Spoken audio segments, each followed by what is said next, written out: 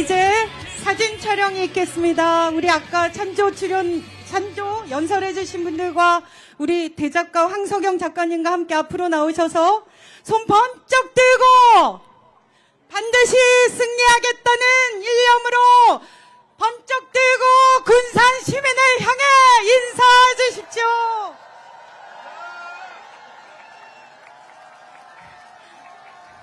화이팅 화이팅! 어머니 뒤좀 한번 봐주십시오. 정답 한번 봐주십시오. 네. 자, 뒤로 돌아서서 여러분이 화면에 나올 기회입니다. 군산이 역대적 유세였다는 걸 입증할 기회입니다, 여러분! 얼굴 다 보여! 환하게! 환하게! 감사합니다.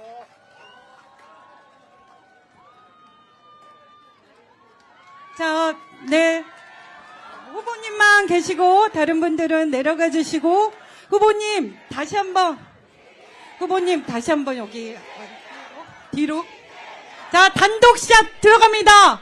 군산 시민들을 위한 이재명 후보의 단독샷 보여주세요, 보여주세요. 보세요. 여기 좀 보세요. 이쪽 보세요. 멋있다, 군산 시민 여러분.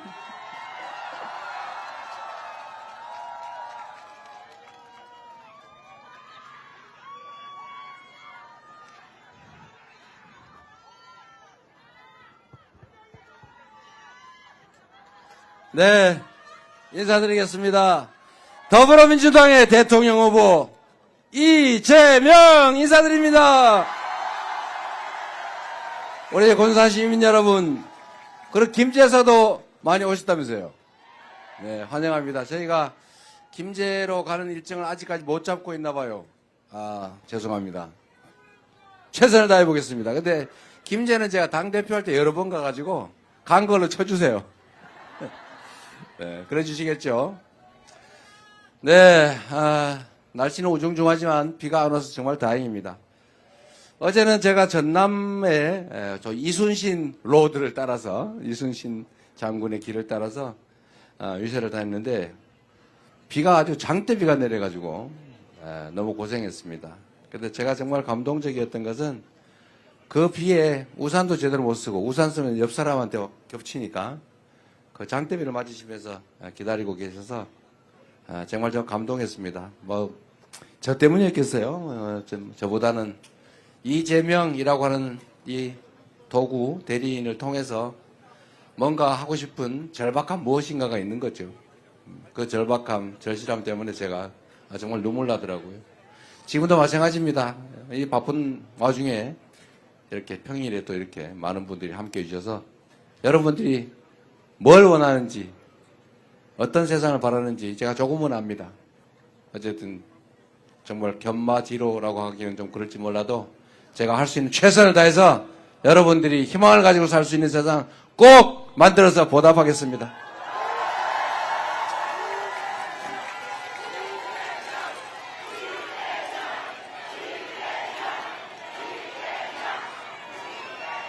여러분 요새 정말 먹고 살기 어렵죠. 경제가 너무 어렵고 정말 골목에 가게들도 다 문 닫고 이게 지방만 그런 게 아니라 수도권도 그래요.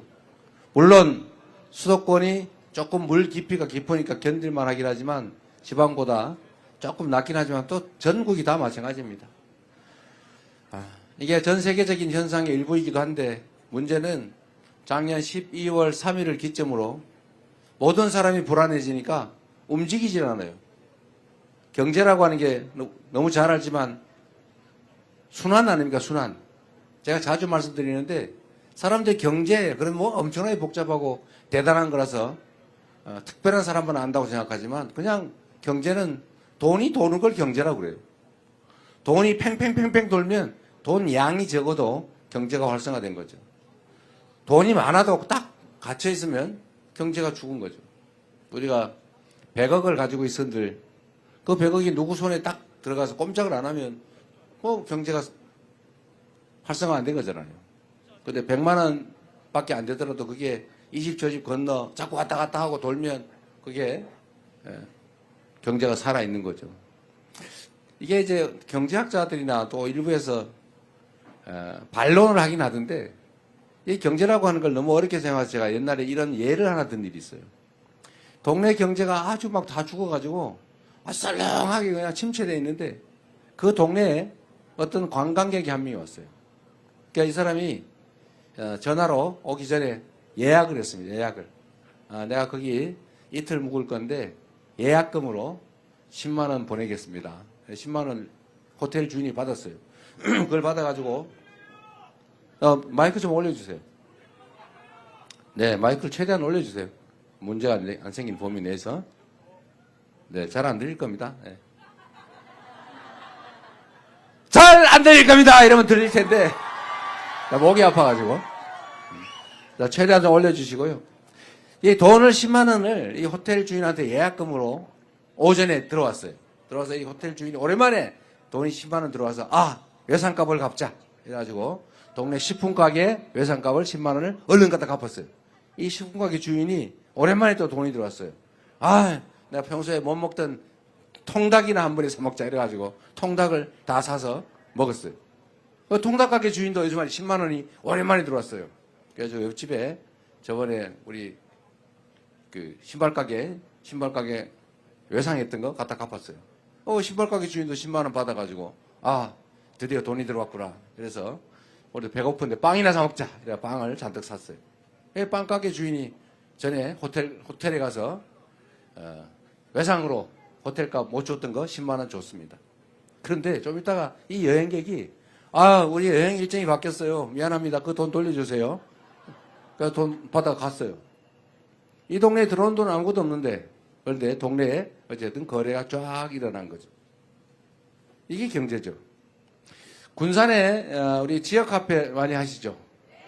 네, 지역 카페. 제가 지역 카페 여기서 하는 것도 배워서 제가 경기도 배달 특급이라고 그걸 만들어서 지역 카페, 공공 지역 카페죠. 배달 앱 이런 걸 만들어 봤습니다. 그런데 사람들이 자꾸 그런 얘기를 해요. 뭐 자꾸 퍼주기 하느냐? 왜 공공기관이 그런 걸 나서서 배달 앱 만들고 그러냐? 이렇게 얘기를 하죠. 그런데 예? 안 들려요? 많이 퍼달라고요? 그렇죠. 많이 퍼달라고 합니다. 네. 맞는 말이죠. 그게 다 우리가 낸 세금 아닙니까? 누가 그런 얘기를 하잖아요. 그 이명박이 4대강 한다고 그 강바닥에다가 20조 원, 40조 원 퍼붓는 건 괜찮고, 그 군산에 지역 카페 지원 300억 하는 건 죽어도 안 됩니까? 네. 생각의 차이죠. 그래서 그런다고 해요. 힘 있는 사람, 돈 많은 쪽에다가 돈을 마구다 갖다 쓰면 그건 투자라 그러고, 돈 없는 데다가 돈을 쓰면 낭비라 그런대요. 왜 그게 낭비입니까? 지금처럼 경제가 다 죽었잖아요. 동네에 가게 안 되지. 가게 장사가 안 되잖아요. 손님이. 그래서 이런 데는 정부가 역할을 해야죠. 정부는 원래 기업, 생산의 주체, 가게, 소비의 주체. 물론 단순해서 그래요. 정부, 조정하는 주체죠. 정부, 가게, 기업. 이게 원래 역할이 있어요. 경기가 나빠지면 정부가 돈을 풀어야죠. 그런데 경기가 너무 활성화돼서 지나치다, 과열된다, 그럼 정부가 세금을 더 걷든지 이자를 올리든지 해가지고 약간 눌러주는 거죠. 이게 정부 역할입니다. 그런데 지금 정부는 뭘 하고 있어요? 무조건 아껴요. 무조건 아껴. 지금 배가 고파 죽겠는데 허리띠를 졸라가지고 허리 부러지게 생겼어요. 이렇게 하면 안 되죠. 그래서 지금도 추경 좀 하자. 소비 좀 진작을 좀 하자. 돈이 좀 돌게 하자. 그랬더니 절대로 안 된다고 고집을 부리고 있습니다. 어쨌든 경제라고 하는 게 그렇게 어려운 게 아니다. 돈이 돌게 해야죠. 다 굶어 죽은 다음에 나중에 그때 가서 하면 뭐 하겠어요? 지금이 정말 정부가 재정적인 노력을, 역할을 할 때다. 그렇게 생각합니다. 소비 쿠폰도 좀 지원 좀 하고, 지역 카페 있잖아요. 그 지원도 좀 하고. 그 다음에 배달 앱 이런 것도 활성화해서 좀 민간 배달 앱이 너무 많이 뜯어간다면서요. 죽겠다고 그러더라고요. 독점을 하니까 그렇잖아요. 경쟁을 시켜야죠. 그래서 군산은 배달의 기수던가? 네.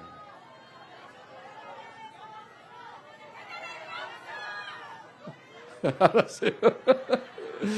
저도 기억을 100%다 못하니까. 어쨌든 잘하고 있는 것 같습니다. 그래도 군산은 또 하나 어려운 게 있죠. 군산 조선소가 전에 문을 닫았다가 지금 재개를 한 것 같긴 한데 완전히 다 풀로 돌아가지 못하고 있는 것 같습니다. 이것도 여러분들 정부가 하기 따라 좀 다른 길이 있을 수 있어요. 제가 전에 조선소 문 닫았을 때도 한번 와서 그 말씀 한번 드렸는데 정부의 역할이 있다. 예를 들면 아주 조선 경기는 제가 말씀드렸지만 이렇게 기복이 심해요. 이렇게 사이클이 너무 큽니다. 잘 될 때 너무 잘 돼요. 수주를 해가지고 처리를 못할 정도가 됩니다. 지금은 이제 그 사이클로 가고 있어요. 근데 또 언제가 되면 또 이게 쭉 주저앉죠. 근데 이걸 정부가 좀 조정을 해줘야 됩니다. 그래서 배 수주가 너무 없을 때는 군함이나 공용선 이런 발주도 좀 많이 하고 또 경기가 과열되면 뭐 다른 방법도 지원해서 조금 조정해 줄 수도 있죠. 지금 조선 관련해서는 좀 새로운 기회가 생기는 측면이 있습니다. 여러분도 좀 군산도 기대를 해 주셔도 되는데 미국이 이제 해군을 강화하면서 해군 군함 수요가 아주 많아지고 있어요.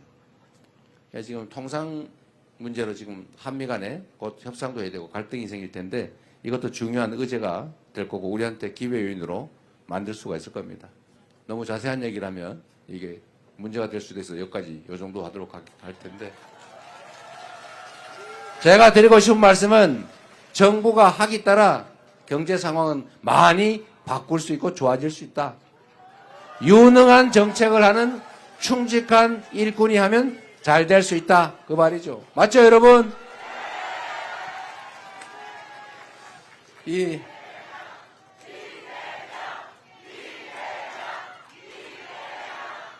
어렵긴 하지만 우리 국민들은 엄청난 저력을 가지고 있습니다.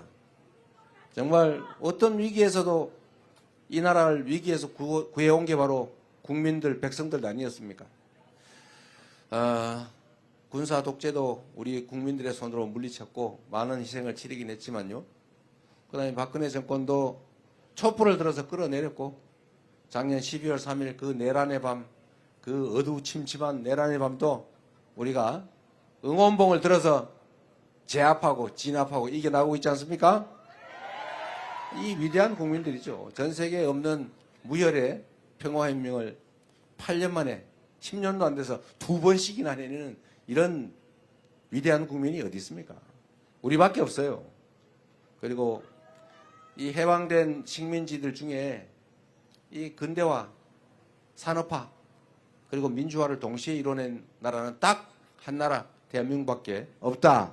여러분이 바로 그 주체다. 맞습니까, 여러분?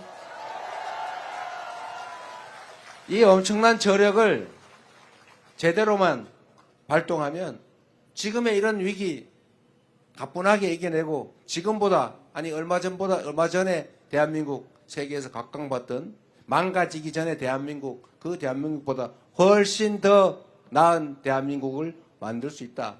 저는 그렇게 생각합니다. 동의하시죠? 문제는 바로 정치죠. 누가 하느냐냐, 누가 할 수 있습니까?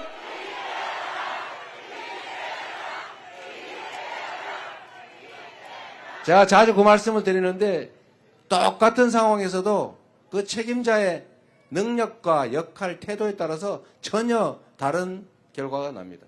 여러분 사실 우리 동창회 개모임을 해도요. 그 개주가 성실하고 연락도 자주 하고 꼼꼼하게 살림하고 회비도 잘 걷고 잘 관리하고 그러면 모임 잘 돼요.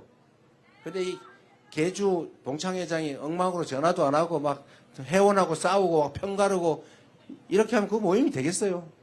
망하는 건 순식간이죠. 나라도 마찬가지입니다. 우리 아주 가깝게 조선 그 선조라는 그 못되고 무능하고 무책임한 왕이 있을 때 전쟁이 벌어져가지고 백성이 수백만이 죽어갔잖아요. 그런데 그 똑같은 조선에서 우리 정조, 이 정조는 완벽하게 정말 부흥하는 조선을 만들었습니다. 이 한 사람 때문이죠. 이 한 사람으로 인해서 그렇게 많은 변화가 있다. 제가 남부 이순신 로드 벨트를 따라서 제가 말씀을 많이 드렸는데 똑같은 조선 수군을 가지고 아니 훨씬 더 숫자도 적고 많이 망가진 전함들 12척 가지고 이순신은 23연승을 했잖아요. 조선을 구했지 않습니까? 근데 원균 뭐 했어요? 술 먹고 맨날 놀다가 누구처럼? 아, 그 사람이에요? 아, 몰라. 예. 하여튼 그러다가 결국은 연패해가지고 조선을 위기에 빠뜨리잖아요. 똑같은 상황에서도 전혀 다른 결과를 만들어낼 수가 있다. 이거는 지금도 마찬가지입니다. 대한민국이 과거에 비해서 교육도 많이 받았지요. 우리 국민들 엄청 똑똑하지요. 성실하지요. 그리고 자본도 많지요. 기술도 높지요. 이 문화적 역량이 얼마나 높습니까? 특히 전북, 이 예향, 이 문화적 역량이 얼마나 높은지 전 세계에서 대한민국 가면서 와, K-팝, K-컬처 이렇게 숭상하잖아요. 폭삭 소가수다 이런 거 제주도, 그거 제주도 얘기인데 그런 거 만들어가 전 세계인이 보고 울잖아요. 저도 많이 울었는데. 여러분도 많이 울었죠? 이게 문화적 역량이죠. 이 뛰어난 역량을 가지고 우리가 전 세계 1등 못하라는 법이 어디 있습니까? K 이니셔티브, 코리아 이니셔티브 모든 영역에서 우리가 한번 세계 1등을 해보자. 그런 나라 만들 수 있죠?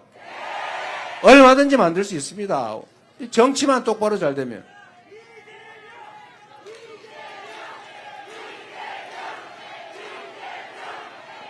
그렇게 말씀해 주시니 감사합니다. 사실 저도 자신이 있습니다.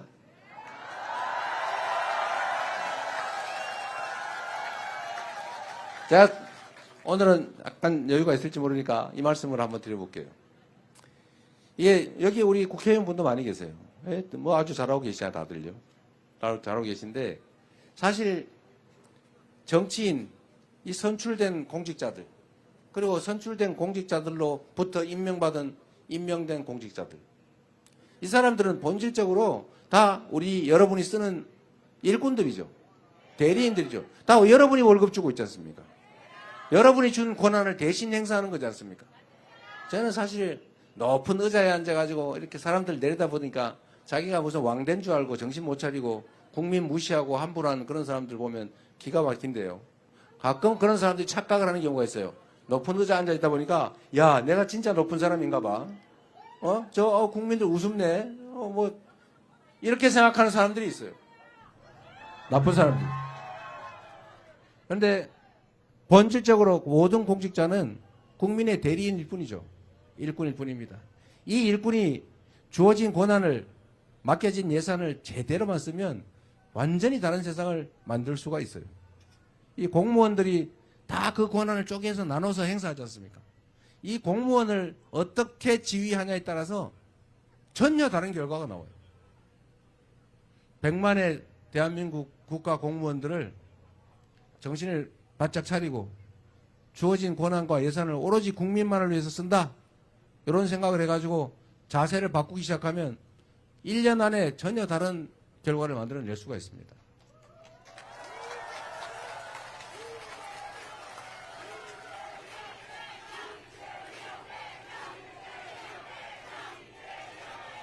제가 성남시 똑같은 동네에서 거기는 바꾸는데 한 2년 6개월 걸렸어요. 너무 많이 좀 망가져 있더라고요. 2년 6개월 정도가 지나니까 공무원들이 정말로 오로지 시민들만 위해서 일하고 시민들한테 칭찬받는 걸 낙으로 하는 사람들로 변하더라고요. 그래서 성남시가 우리 군산 시민들도 부러워하는 이사 가고 싶은 동네 되지 않았습니까? 그래서 제가 이렇게 유명 인사가 돼가지고 대통령 후보까지 나오게 된 거죠. 제가 직접 한 건 없어요. 다 공무원들 시켜서 그들이 한 거죠. 경기도도 제가 3년밖에 못 있었지만 그 3년의 짧은 시간 동안 경기도 공직자들이 전과 다르게 일해서 전혀 다른 경기도를 만들어냈지 않습니까? 그래서 여러분이 또 인정해 주셔가지고 너무 빨리 대통령 후보로 끌어내는 바람에 3년밖에 못해서 큰 성과는 못 냈던 것 같아요. 그래도 전국 1등 경기도를 만들지 않았습니까? 그리고 민주당도 말입니다. 민주당이 이 호남을 본거지로 하는 정당이잖아요. 민주당도 여러분 전에 보면 이게 국민들의 뜻이나 당원들의 뜻과 다르게 엉뚱한 짓도 꽤 많이 하고, 그리고 편 갈라가지고 맨날 싸우고 국민들한테 지탄받고 그러고 있다. 요즘은 어때요? 누구 뭐 일극체제니 뭐니 비난하지만 그러면 당이 편 갈라가지고 맨날 싸우고 있는 게 좋습니까? 부러워서 하는 소리죠? 네? 우리 총선에서도 압도적으로 이기고 국민들도 믿음직한 민주당으로 다시 거듭나지 않았습니까? 이 민주당 150이 뭐였죠? 민주당의 이재명의 민주당 150은 이기는 민주당, 유능한 민주당이었어요. 이기는 민주당, 유능한 민주당으로 바뀌지 않았습니까? 이제 6월 3일에 대한민국을 이재명에게 맡겨주시면 지금과 완전히 다른 새로운 대한민국을 만들어서 보답하겠습니다, 여러분.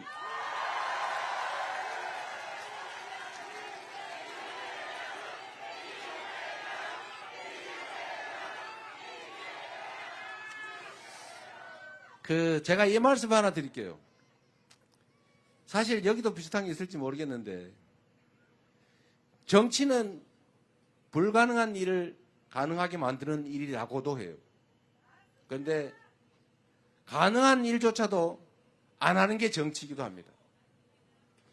제가 사실 칭찬받는 일 중에 하나가, 도지사 할 때 칭찬받는 일은 계곡의 불법 영업을 싹 없앤 거예요. 아마 이 익산 근처에도 꽤 있을 거예요. 그런데 한번 생각해 보세요. 대한민국 정부가 수립된 이래 좋은 계곡에 불법으로 평상 설치하고 다리 적당히 놓고 독점해가지고 자리세 받는 거, 그거 지금까지 수십 년 동안 아무도 제한 못했죠. 뭐 가끔 벌금은 냈죠. 여러 반처럼 한 5천만 원에서 몇 억 번 다음에 벌금 300만 원 내면 되는 거니까. 계속 걸리면 이름 바꾸면 되는 거니까. 그래서 그거를 몇 억씩, 경기도나 이런 근처는 몇십억씩 주고 권리금 주고 그걸 사서 영업을 해요. 그런데 그게 그 개인 게 아니지 않습니까? 그 수없이 수백만, 수십만의 사람들이 여름 한철 가가지고 계곡에 아이들 데리고 발 좀 담글라 그러면 자리세 내라 그러고, 닭죽 5만 원짜리 최소한 2마리 안 사 먹으면 못 들어가게 하고 그러잖아요. 그래서 제가 이건 아니다, 이거 잘못이다 라고 해서 이거를 정리하기로 마음을 먹었는데, 이걸 보고 다른 사람들이 이재명이 너무 과격하다 저거 막 때려부신 거 아닐까? 앞으로 나한테도 때려부시면 어떡하지? 이렇게 걱정하는 사람들이 있다고요. 그런데 여러분, 그게 그렇게 해서 되지는 않습니다. 만약에 그걸 물리적으로 권력만을 이용해서 때려부시면 그 사람들이 이때까지 가만히 있었겠어요? 당연히 석유통, 휘발유통 들고 라이터 들고 달려들죠. 당연히 그렇게 이때까지 버텨왔던 겁니다. 그래서 제가 이걸 해결하는 방법은 그리 어렵지 않다. 제가 행정 업무를 하거나 아니면 앞으로 국정을 하더라도 똑같이 할 건데, 설득하고 대안을 만들어주고 합리적으로 논쟁하고, 그래도 끝까지 부당하게 버티면 권력으로 제압하는 거죠. 그러라고 권력 준 거 아닙니까? 그래서 제가 경기도 그중에 가장 악질적이고 가장 심한데 몇 군데를 시범 케이스로 일단 단속을 했어요. 물론 법적 절차를 다 밟아서. 안 하면 철거합니다. 계고문 보내고. 철거 안 하면 강제 철거하고 비용도 물립니다. 안 해요. 그럼 법대로 철거. 이걸 한 두세 개를 이렇게 일단 한 다음에, 제가 다른 데는 이제 다니면서 말로 다 만나서 설득을 했죠. 필요한 게 뭐냐. 우리가 몇 억씩 주고 사 들어왔는데 우리 어떡하란 말입니까? 그러면 다른 길을 찾아주면 될 거 아니냐. 그래서 제가 이렇게 얘기했어요. 일단 닭죽 파는 거 좋은데, 닭죽 한 마리 6만 원씩 받고 파는 거 좋은데, 그거보다 더 좋은 방법을 지금부터 알려주겠다 내가. 지금 그것 때문에 안 오지 않냐, 계곡에 사람이. 더러워서 피해서 안 오지 않냐. 싹 정리하자. 이걸 싹 정리한 다음에 깨끗하게 정비를 해서 많은 사람이 막 오게 한 다음에 거기다가 닭죽을 팔지 말고 커피와 차를 팔아라. 닭 5만 원 주고 해봐야 땀 삘삘 흘리고 막 1시간 동안 고아가지고 팔아봐야 3만 원밖에 안 남지 않냐. 그런데 커피 한 잔 팔면 8,000원에서 10,000원을 받을 수 있는데 원가가 내가 알아보니까 120원이더라. 예? 그래서 이거를 깨끗하게 정비하고 저기 유럽의 어디 관광지처럼 산책로도 정비하고 주차장도 만들고 이렇게 싹 정비를 하고 그리고 봄철에는 무슨 그림 그리기 대회, 여름에는 메기 잡기 대회, 버들치 잡기 대회, 낚시 대회 이런 거 하고 가을 되면 또 그림 그리기 대회 이런 거 하고 농산물도 팔고 화장실도 만들고 산책로 만들고 이러면 많이 오지 않겠습니까? 그거 어떻게 믿었냐 그래서 아니 내가 할 때 그거 안 믿으면 어떡할 건데? 그렇게 할 건데 만약에 안 하면 봤죠? 저기 철거하는 거. 강제 철거하고 비용도 물리고 당연히 형사처벌하고 지원도 안 해줍니다. 반대쪽으로 협조하고 철거 빨리 하고 우리가 돈 다 들여서 다 철거하고 원상복구 우리 다 하고 돈도 지원해주고 빌려도 주고 주차장도 만들어주고 화장실도 만들어주고 길에 저기 산책로 다 만들어주고 그리고 또 계곡 단위로 한 명씩 채용해가지고 계곡 관리관 만들어서 다 처리해주고 동네 사람들 고용해서 청소하는 거 다 고용해서 청소해주고 이렇게 할 테니까 둘 중에 어떤 걸 고르겠습니까? 그래서 그분들이 다 믿고 자기들이 다 알아서 싹 철거했어요. 거기가 불법시설물이 1,700개인가 800개인가 뭐 이래 있었다는데 제가 강제 철거한 건 5군데가 6군데밖에 안 돼요. 1%도 안 됩니다. 나머지는 다 주민들이 자발적으로 철거했어요. 그리고 저희가 각 시군에다 지원금 줘가지고 파라솔, 벤치 이런 거 다 만들어주고 길 다 닦아주고 주차장 만들고 공용 화장실 다시 하고 그 건물 커피를 팔려면 그 우중중한 닭죽집이 아니고 깔끔한 카페가 돼야 될 거 아닙니까? 돈 필요하잖아요. 다 빌려줬어요 제가.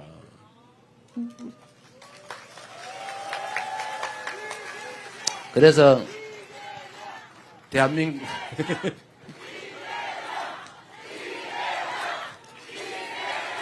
자랑하는 효과가 있네요.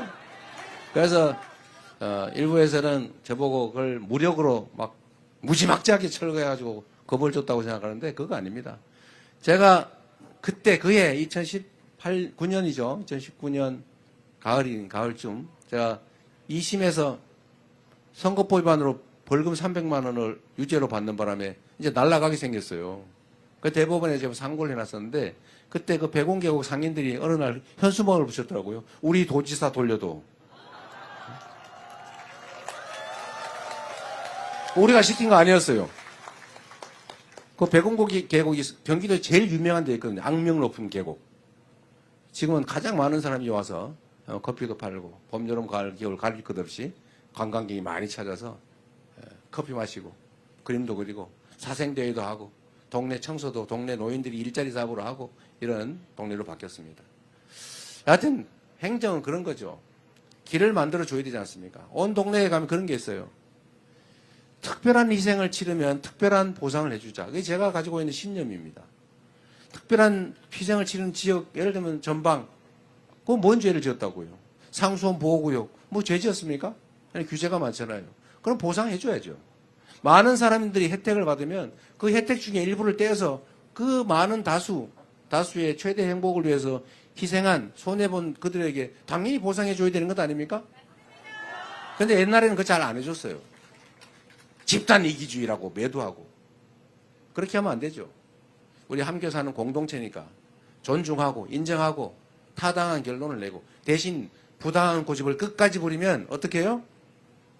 그런 때 쓰라고 권력을 맡겨준 것이죠.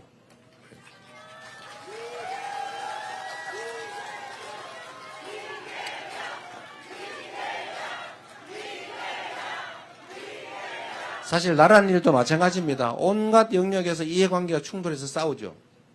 저는 이 싸우고 있는 이해관계 당사자들에게 저는 기회를 줘야 된다고 생각해요. 대화해야 됩니다. 소통해야죠. 얘기 들어야죠. 타당한 건 수용해야죠. 그리고 서로 조금씩 양보하고 대화하다 보면 거의 좁혀져요. 이만큼. 근데 끝까지 좁혀지지는 않는 경우가 많아요. 마지막 남은 요거는 어떻게 하느냐. 그건 합리적인 결론을 내라고 강제력을 부여했지 않습니까? 바로 그게 권력이죠. 그러면 합당한 결론을 내면 따르는 거죠. 억울하지 않게. 일반인의 평균적 기준에서.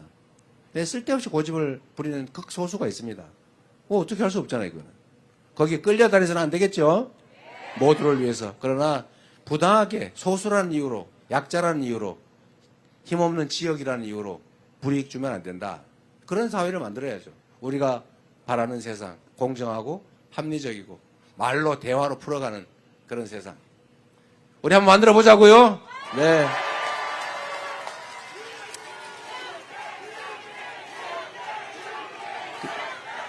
그래서 여러분께도 약간 희망 섞인 말씀을 하나 드리고 싶습니다. 대한민국이 지방 수도권 이 차등이 너무 심하죠. 옛날에는 어쩔 수 없었어요. 우리 자본도 기술도 자원이 부족했기 때문에 다 한 군데로 몰빵을 했어야 돼요. 안 그러면 다 흩어져 놓으면 아무 소용이 아무것도 못하니까. 기업도 그래서 재벌 대기업이라는 것도 생겨나고 말았죠. 당시에는 불가피했습니다. 불균형 성장 전략, 자원이 부족하니까 할 수 없죠. 그러나 이제는 그게 한계에 도달했습니다. 이제는 너무 수도권으로 몰리고 이제 너무 특정 기업으로 많이 몰리면 이게 부작용이 생겨요. 이 부작용이 이제는 성장, 지속적 성장을 가로막는 성장의 장애 요소가 됐습니다. 이제는 균형 발전해야죠. 지방에는 사람이 없어서 소멸할 지경이고 서울은 사람이 넘쳐서 터져나갈 지경이고 이렇게 되면 나라가 큰일 난다. 이제는 지방에 분산을 좀 해야 될 때가 왔습니다. 근데 이게 그냥 억지로는 안 돼요. 억지로 안 되고 방법이 있죠. 그 지방의 특색을 맞춰서 몇 가지 정부가 주력하면 됩니다. 그 첫 번째가 여러분한테 관계에 있는 것인데 대한민국이 앞으로 가야 될 산업의 큰 방향은 첫째는 인공지능을 중심으로 한 첨단 기술 산업으로 신속하게 전환하는 거예요. 두 번째로는 이제는 화석연료 의존 시대가 지났어요. 이제는 재생에너지로 생산되지 않은 제품은 사지 않는다. 탄소로 생산한 제품을 유럽이나 미국에 수출하려면 탄소 국경세라고 하는 걸 엄청나게 내야 된다. 이제는 화석연료에 의존해가지고는 경제 활동이 안 됩니다. 그럼 재생에너지로 전부 바꿔야 돼요. 근데 이 정부가 수사가 전문이라서 태양광 산업 매 수사하다가 이 산업 체계가 완전히 망가지고 있어요. 그것도 빨리 복구해야 되고 특히 재생에너지는 어디에 많아요? 지방에 많아요.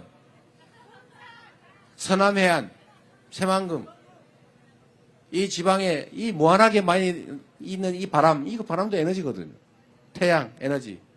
이 에너지가 사실 지방에 많습니다. 지방에서 곳곳에서 농사 대신에 이제는 태양광 농사를 지으면 되죠. 바람 농사를 지으면 됩니다. 그게 가능하도록 정부가 도로를 깔듯이 인프라로 다 송배전망을 촘촘하게 깔아주면 내가 집에 지붕 위에다가도 태양광, 그 위에다가 바람개비 달아서 또는 마을 주민들이 공동으로 마을 해관에 또는 논뚝길에 농로 위에다가 개천 위에다가 전부 태양광 패널 깔아서 생산하면 되죠. 여주 구양리라는 마을을 제가 이번 선거운동 내려오면서 그걸 들렀다 왔는데 거기는 마을에 조그만하게 한 2천 몇백 평 되는 데다가 마을 해관 뭐 밭 이런 데다가 태양광 패널을 설치해서 한 달에 1,000만 원씩 남아요. 그 1,000만 원으로 마을 주민들이 점심은 그냥 다 무료로 먹어요. 동네 버스 다 무료로 운행해요. 사람 한 명 고용해서 동네 살림하는 동네 상머슴을 고용해놨더라고요. 근데 이런 거를 온 동네 마을마다 다 하면 되잖아요. 못할 이유가 없죠. 예.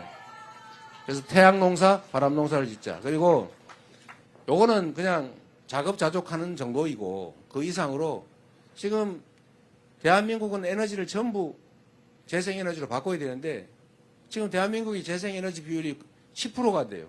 9점 몇 프로밖에 안 됩니다. 삼성전자 한 군데가 쓰기도 부족하다고 해요. 재생에너지가 없어가지고 지금 공장을 해외로 다 넘기고 있어요. 이러면 안 되겠죠. 그래서 빨리 재생에너지를 국내에서 생산을 시작해야 됩니다. 그래서 정부가 각 인프라를 구축해주고 지방에 재생에너지를 대대적으로 생산하게 하고 그걸로 먹고 살고 대신에 기업들을 이게 여기 중요한데 여러분 익산에서 배추 농사를 지어가지고 서울에다가 갖다 팔면 어디가 비싸요? 서울이 비싸죠. 왜? 그건 너무 당연한 겁니다. 수송비가 드니까. 그런데 전기는 저 영광에서 생산하는데 서울하고 영광하고 전기요금 금액이 같아요, 달라요? 이상하지 않아요? 이제 앞으로 바꿔야 됩니다. 바꿔서 지방에서 전기를 생산하면 지방에는 싸게 수송비, 전력 송전비 다 붙여서 소비지는 더 많이 내야 될 거예요. 그러면 기업들은 전력이 싼 곳으로 갈 수밖에 없어요.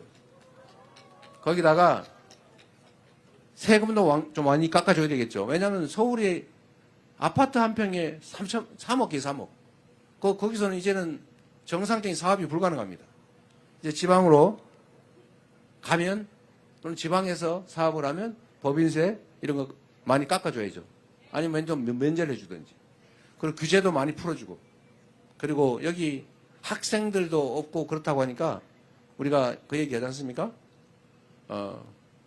서울대 10개 만들기. 지방의 대학도 서울대 수준의 지원을 해서 훌륭한 인재를 양성할 수 있게 해주자. 이런 걸 종합적으로 해야죠.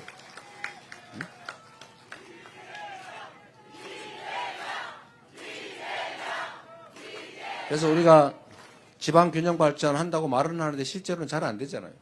그러나 진짜 해야 됩니다. 나라가 살려면 길게 지속적으로 성장하려면 균형 발전을 해야 되고 이제 그 길이 생긴 거예요. 다행이에요. 오히려 지금 이 위기가 기회일 수 있는 거죠. 지난 3년 동안 이렇게 막 밀어놨기 때문에 새로 시작할 수 있게 된 거예요. 완전히 새로. 기회로 만들어서 새로운 나라, 함께 사는 나라 꼭 만들어 봅시다, 여러분.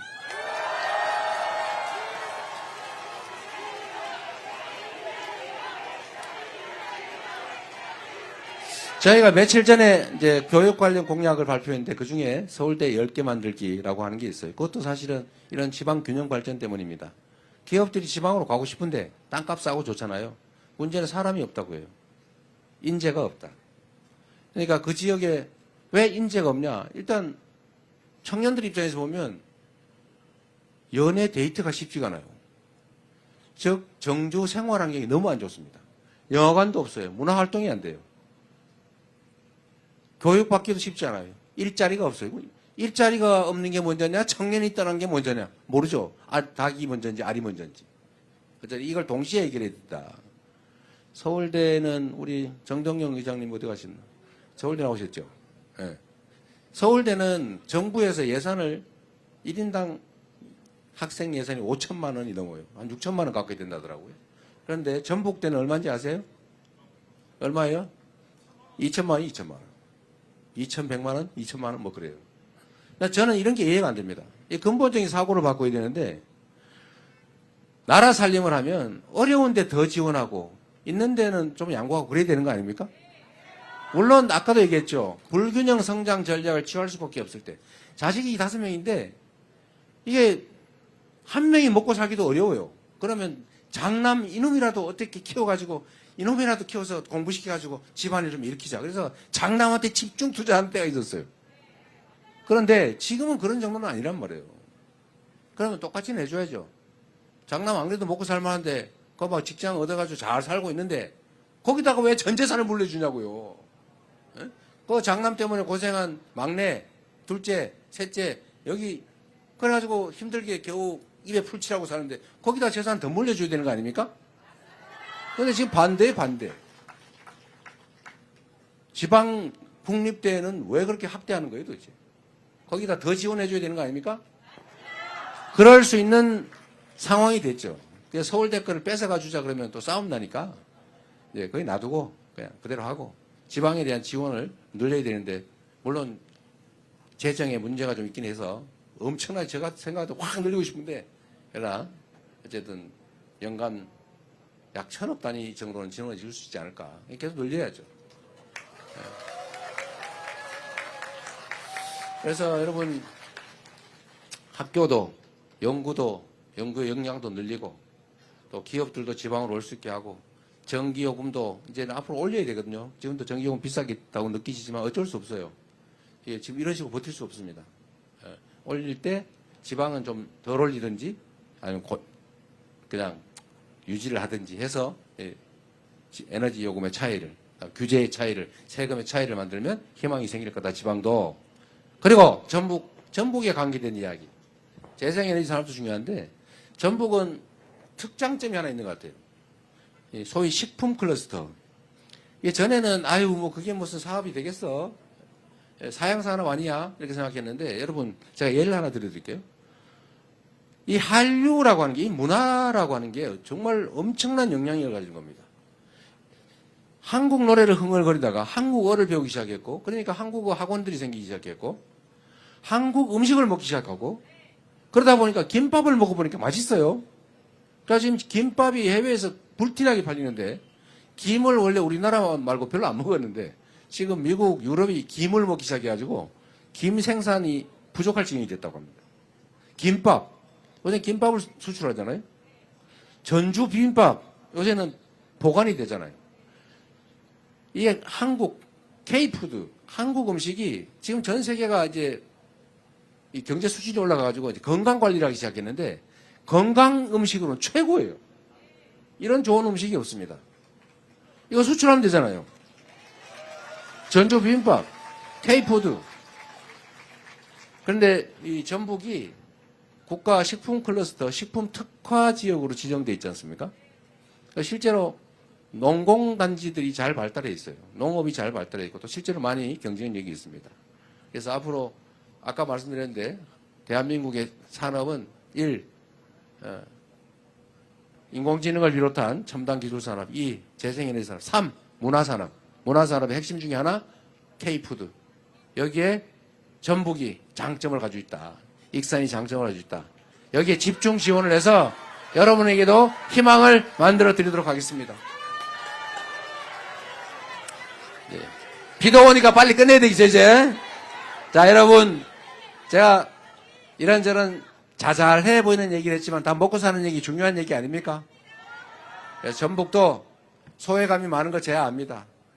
지방이라 소외되고 호남이라 소외되고 호남 중에서도 전북이라 소외됐다. 이 삼중 소외감을 느끼고 계신 거 잘 압니다.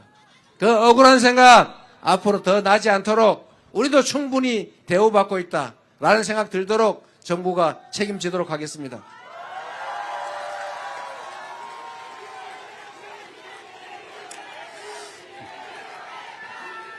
자, 여러분, 이제 제가 드릴 말씀은 다 드린 것 같아요. 이제 새만금에 대한 지원도, 저는 새만금 얘기 안 하고 싶은데 안 하면 안 된다고 그래서 잠깐 말씀드릴게요. 이 새만금 얘기한 지 30년 넘어가지 않아요? 이 뭐 하루 이틀도 아니고, 그래서 저는 이걸 공약이라고 하는 거는 좀 무의미하다. 미안하더라고요. 뭐, 사람 놀리는 것도 아니고.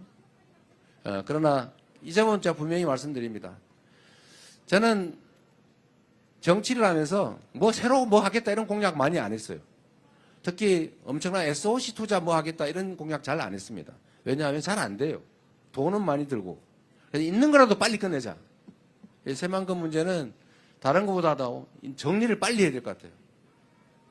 또 그 중에 하나 뭐 해수 유통도 빨리 결정해가지고 일부 조력 발전이라도 하든지 빨리 합리적으로 하고 그 기간에 이미 개발된 또 앞으로 개발하지 않을 수 없는 지역은 빨리 용도대로 기업들이 들어오든지 연구기관들이 들어오든지 또는 아까 말씀드린 대로 재생에너지 생산량을 늘려서 그걸 싸게 공급하든지 해서 빨리 완료하도록 하겠습니다, 여러분.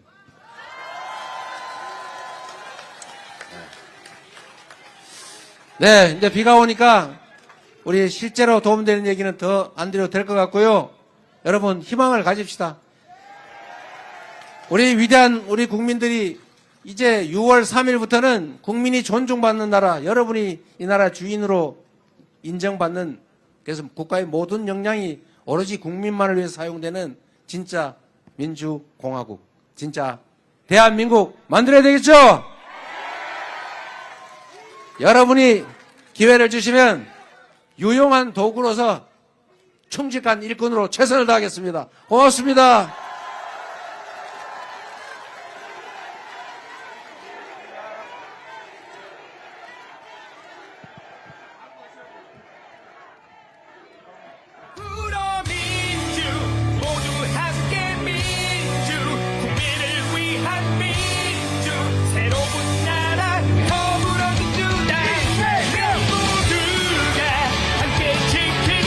자, 가시는 후보님께 뜨거운 응원 부탁드립니다.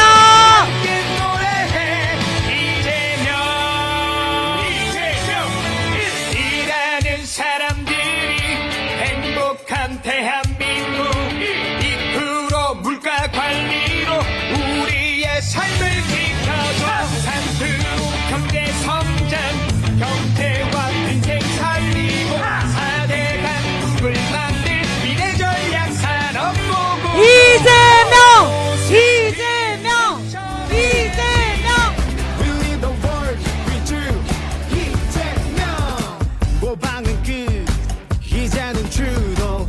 night.